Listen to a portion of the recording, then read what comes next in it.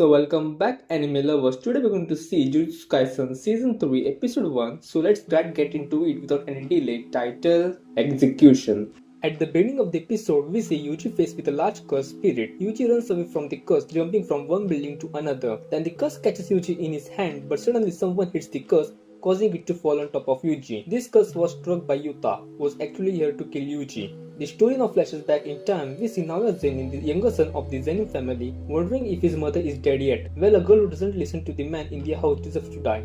Mai is better than her. Naoya also meets Jinichi and Oji Zenin, who scolds him saying, "Your father is dying, and you're just now coming?" Naoya replies, "Who cares? Everyone knows I'm the next heir to the clan. All my older brothers are useless. Uncle Oji, you don't even have a son, just 2 daughters. And Jinichi, you look awful completely unlike your brother Toji." Hearing Naoya's words, they become rage. In fact, all 3 are special grade 1 sorcerers. Then they are informed that the head of the Zenin clan, Naoya Zenin, is no longer alive, and his will be read. His last wish was that Naoya be made the next head of the Zenin clan after him, and that all the land, property and cursed tools stored in Jujutsu High World will be inherited. However, if Satoru Gojo dies or become ill, Toji's wish will be fulfilled, and Megumi will be made the head of the Zenin clan, and all the property will be transferred to her. This displeases Naoya. He learns that Megumi is currently in Tokyo and has gone in search of Yuji. Now Naoya plans to kill both Yuji and Megumi. With millions of spirits roaming Tokyo right now, no one will question how Megumi died. Once Megumi is dead, there will be no to inherit his property and only he will be head of the Zenin clan. Elsewhere, we see Yuji, who was sitting alone. Chozo approaches him and asks, "How's your wounds?" Yuji says, "He's fine now.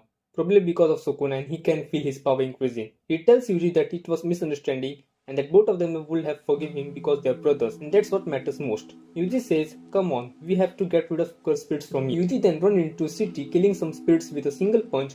He chases several curses after him and brings them to the underground bridge, where Chozo was standing on the other side. He uses his piercing blade technique to kill them all in one shot. A curse comes after Chozo and Yuji points it to death. Chozo thinks in mind, "You were very powerful even when you fought me. But now you've learned to control your curse energy. You have not fully recovered, you're still a demon god. I told my younger brother this and he was about to tell Yuji something about his father when Naoya arrives and asks where Megumi is.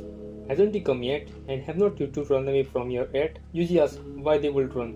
Naoya explains that you have been sentenced to death because of Gojo isn't here, so no one can protect you. Because of Gojo's fear, the higher up didn't dare touch you much. Naoya confesses, "I came to kill Megumi, but now I will finish you off too." He then comes up behind Yuji and punches him. Chozo goes to attack him, but Chozo gets behind him and rains punches on him. Naoya was much faster than 2 of them. Chozo says he must have some technique. Naoya thinks to himself, this is Yuji, Sukuna's vessel. But who is this other guy? Just then they feel a strong curse energy. Yuji wonders if it's Mr. Gojo. But when it turns around, it's actually Yuta. He launches down from the building, creating a crater in the ground. "Yo, Yuta, you are the one who has been given the task of killing Yuji. You are the one who has been given the task of killing Yuji." On hearing his name Yuji, remember that he is a second year student and he is a special grade sorcerer just like Mr. Gojo. Now it tells Yuta that I had to come to kill Yuji, but now I will not interfere in your work. Chozo now tells Yuji to quickly run away from here. "I will handle this now, yeah, but that Yuta is exactly like Gojo. If you fight with him, you will definitely get killed." Yuji now starts running away from here, but Yuta was right behind him. Meanwhile, Chozo attacks Naoya with his blood technique, but he escapes and says that technique is blood manipulation. There is nothing to be afraid of by hitting the piercing blood. And it takes some time to charge the piercing blood, which means I will kill you easily. Chozo says that to think for yourself. "Do you think that you will attack my brother and come back from here alive?" Yuta tells Yuji he was caught, and this is the same thing we saw in the beginning of the episode.